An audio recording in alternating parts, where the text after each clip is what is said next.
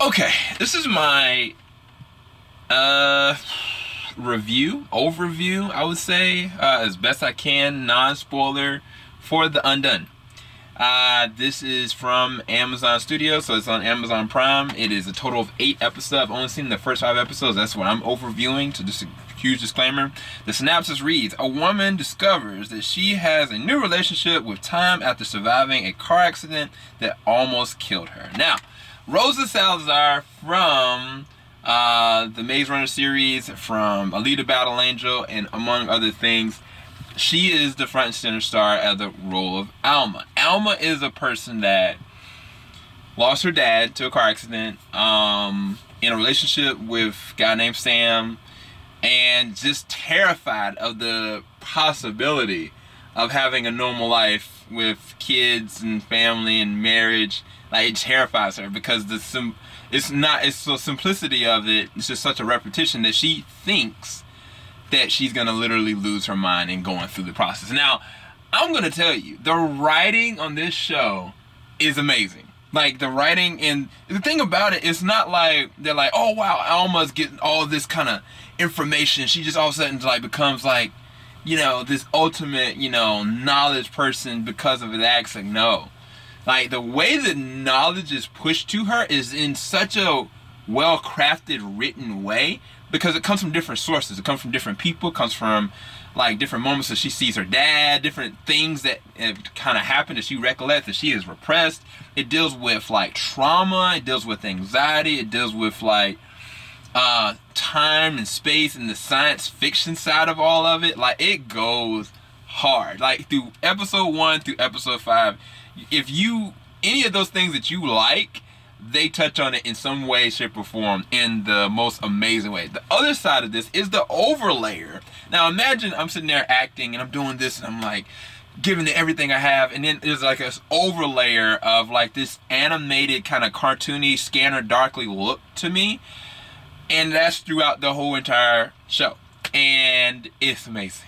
Like, it is so crazy. I was like, what in the world? Because it in doing that, it allows the possibility of endless foreshadowings, flashbacks, flash forwards, places in reality, places in the universe, especially with the overlay, because the overlay is literally just masking over their actual performance. The performances are very well shown throughout most of this.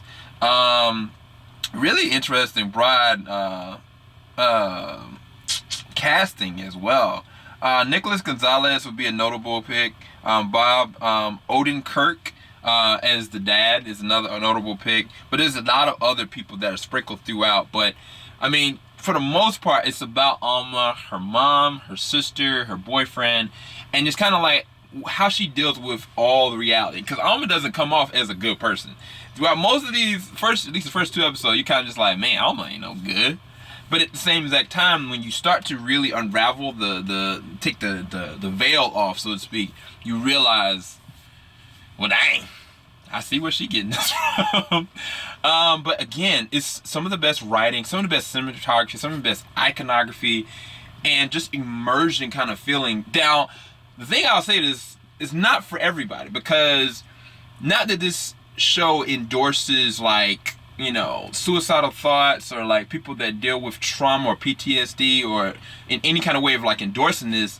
It very much so defines itself off the remnants of people that either one are going through or survived it. That's the thing that might not be for everybody, because one of the things about the psychology about what she's going through mentally is that she has to be focused in a way where she has to relinquish any kind of emotional turmoil or a thought or things that she's allowed herself to be oppressed by, going negative, or the positive. Like, she has to remove both of those kinds of facets of her emotions in order for her to be able to focus. And yet, when you think about people that deal with hopelessness, the easiest way for them to pitfall into that is become emotionless, and to be gripped in this point where they can battle depression or suicidal thoughts. And it's a dangerous wormhole, like, for real. And it's scary. It really is scary.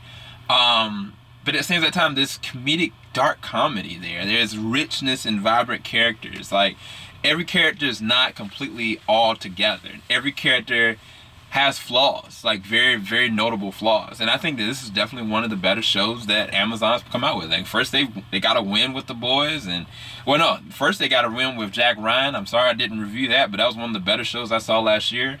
The Boys, a classic. Carnival Row, I've only seen the first few episodes, really good. And now this, and I'm just like in awe of these originals. Like, keep it up. So I can't wait to see what happens next. It's only 3 episodes left, but when they do come, you can best believe I will review them, give them to you guys. Make sure you leave that like, make sure you hit the subscribe button, make sure you hit the bell button. Keep it locked. JVS, we ain't gonna stop. Peace, guys. Go check out The Undone as soon as it drops. I gotta go watch it now.